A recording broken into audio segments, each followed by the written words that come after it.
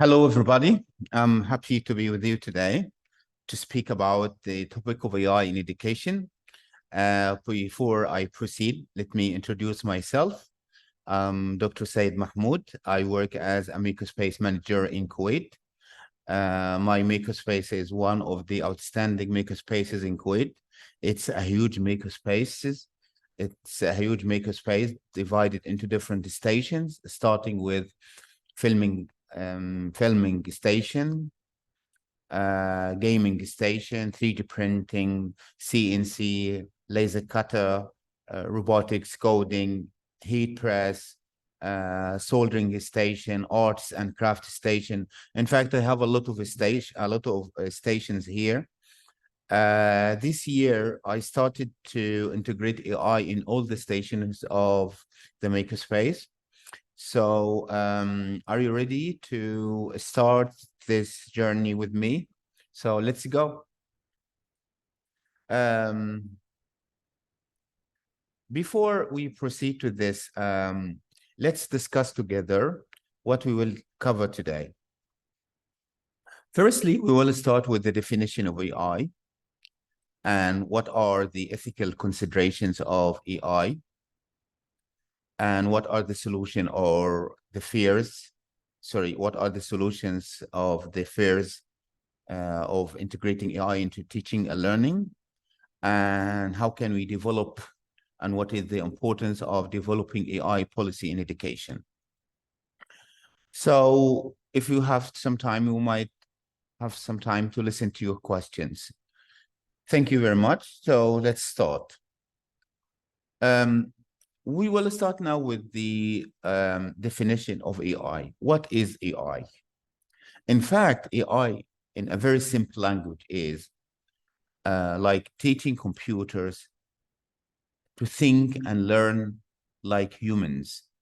Sometimes we call this process training data. So you collect data and you train data, and after that, you teach the computers to think and learn like humans based on the data you collected and you trained.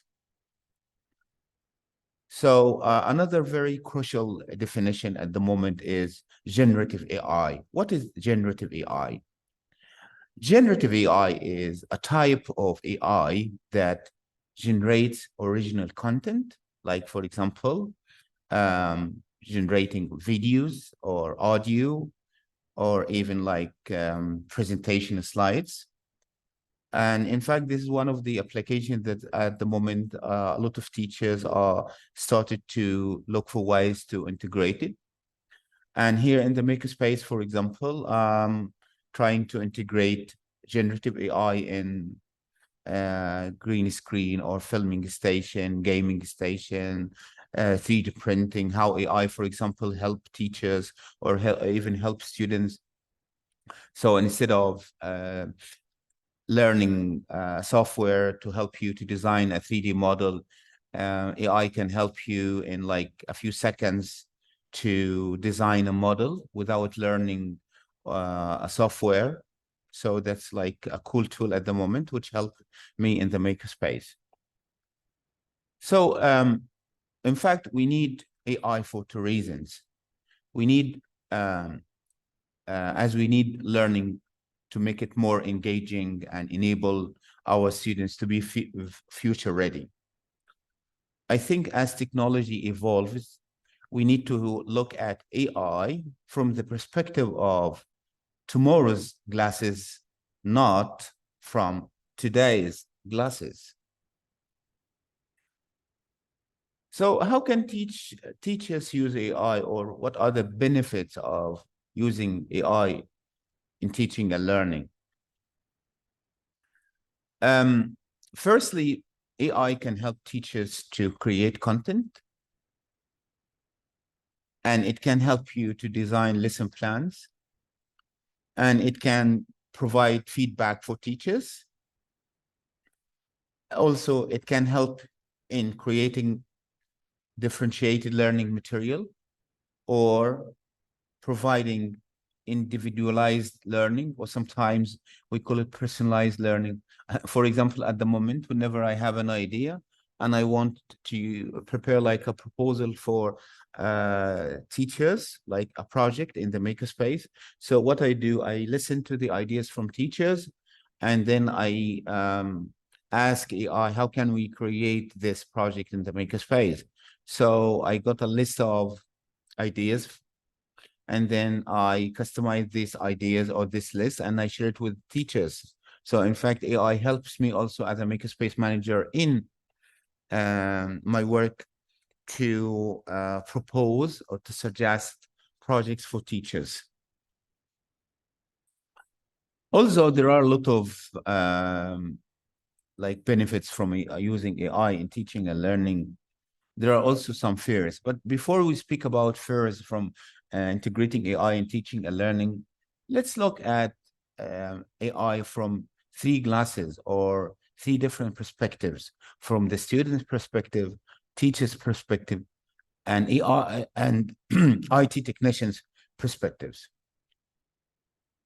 Firstly, from the student's perspective, what a student might say, well, I can use AI to do my homework. However, for a teacher, he might say, well, at this point, there is no need for me, as students will depend on AI.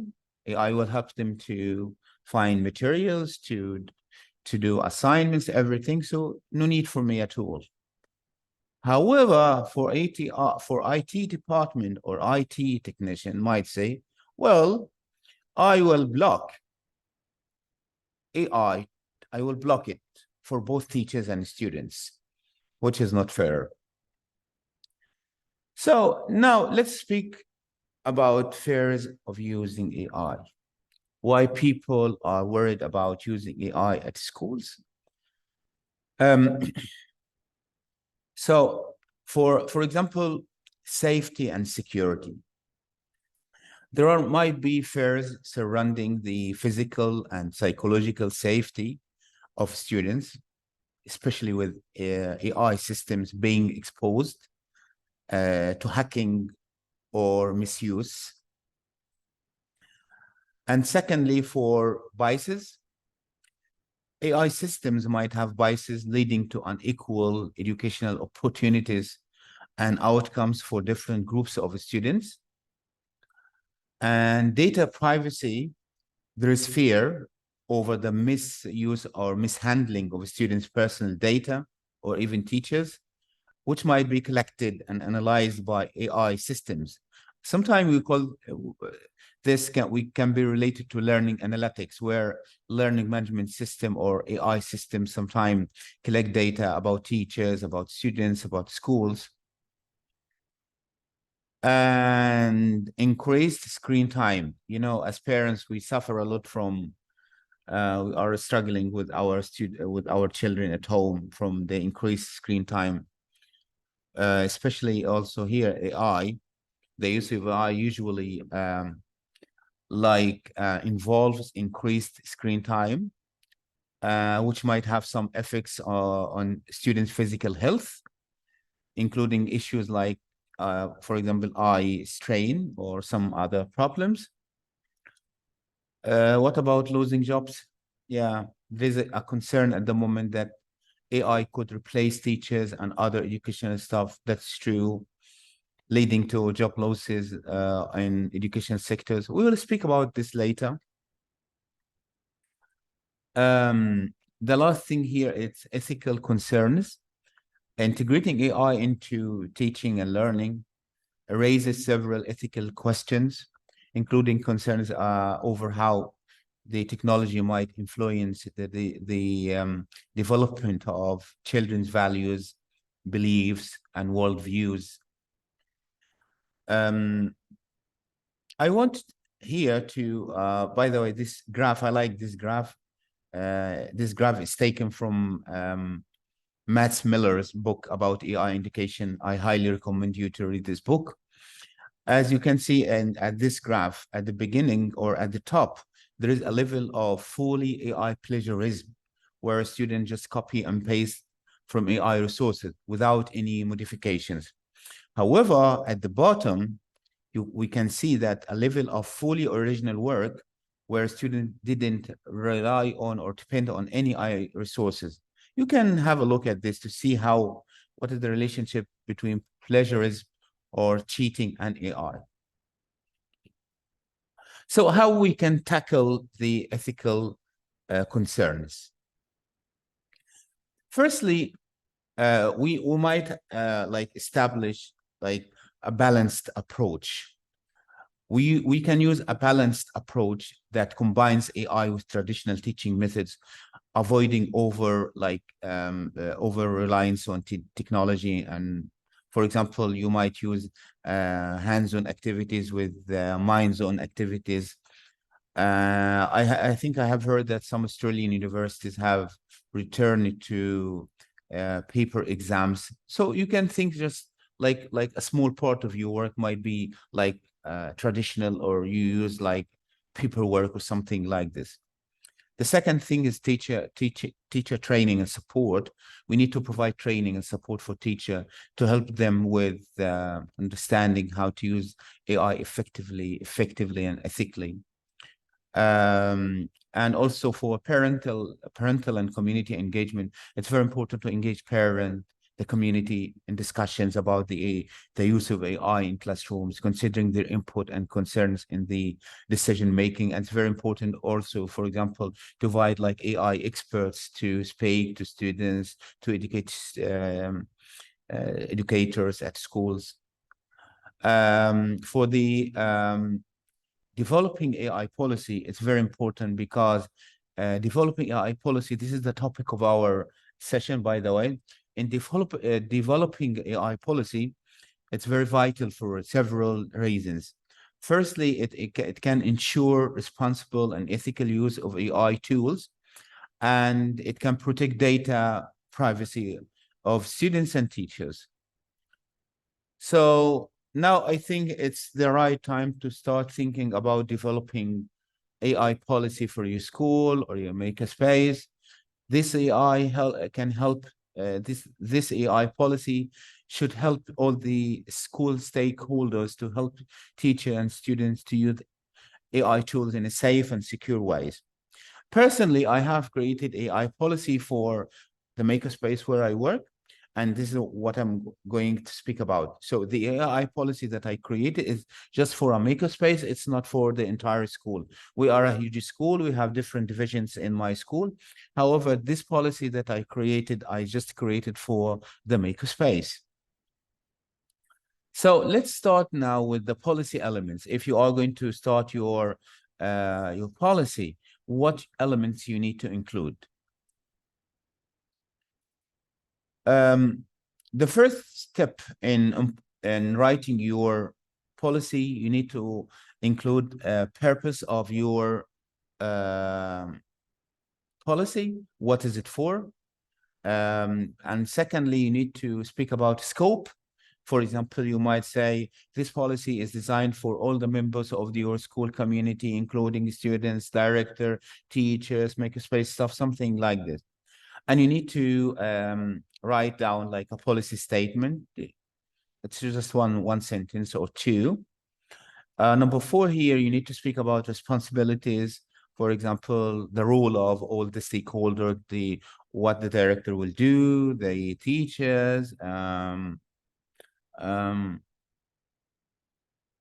Number 5, data privacy and security. For data privacy and security, you need to mention ways to protect your data. Number 6, ethical use of AI. Here, you need to write down or mention ways to address biases. Usually, you need to speak with the curriculum manager here.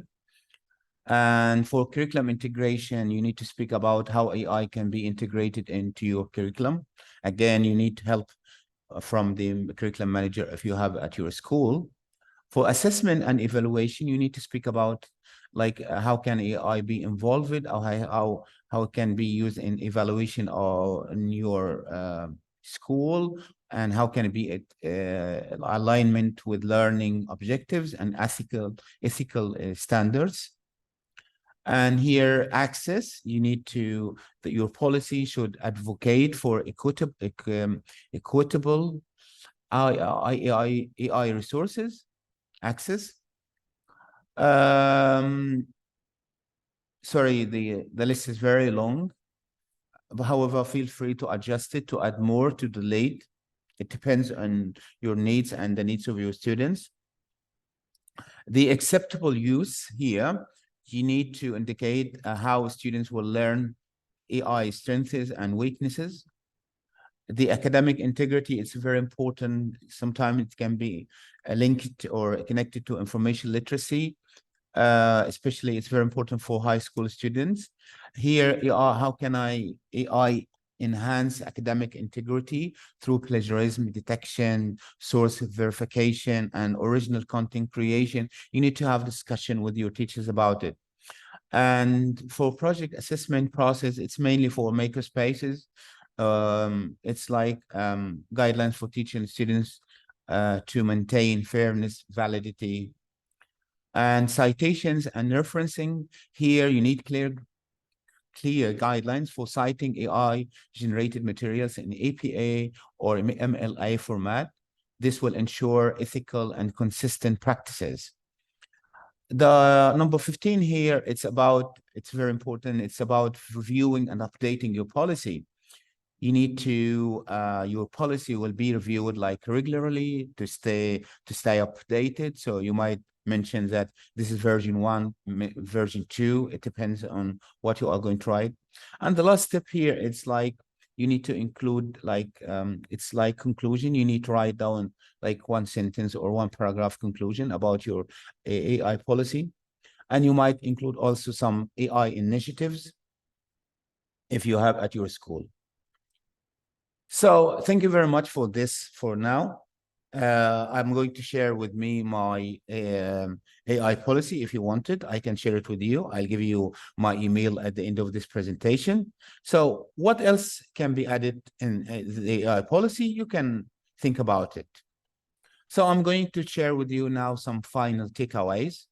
Number one, AI detectors now at the moment are not always reliable. Sometimes you need human touch to have a look. And number two here, we need to have open discussions about the appropriate use of AI in our classrooms. Number three, always be careful with the AI generated content. You need human touch. You need a second eye. You need to have a look. Never copy and paste. Number four, schools that block the AI tools and will prevent students from experimenting with AI tools. That's true. We need our students to be future ready. Number five, it's the perfect time to integrate AI literacy into the digital citizenship curriculum. Here, number six is very important. You are not going to lose your job if you are going to use AI. However, teachers who use AI will replace teachers who do not use AI tools. So we need to learn AI. We need to look for ways to use AI in teaching and learning. For example, this year, I redefined my makerspace with AI tools. AI is integrated everywhere. The last step here, I want to thank you for attending or listening to me. And if you have questions, you can contact me. And here is my email. In future, if you want to ask, if you want to speak, if you want to ask about my makerspace, the stations that I have, or if you want to like to ask me about the how I integrated AI into my makerspace, feel free to communicate with me. Here is my email, Dr. Said Mahmoud h@hotmail.com. I will be more than happy to receive your emails.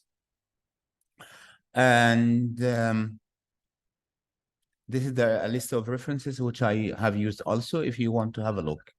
Thank you very much for listening to me. I look forward to seeing you in another session about AI or makerspaces. Thank you very much. Bye-bye.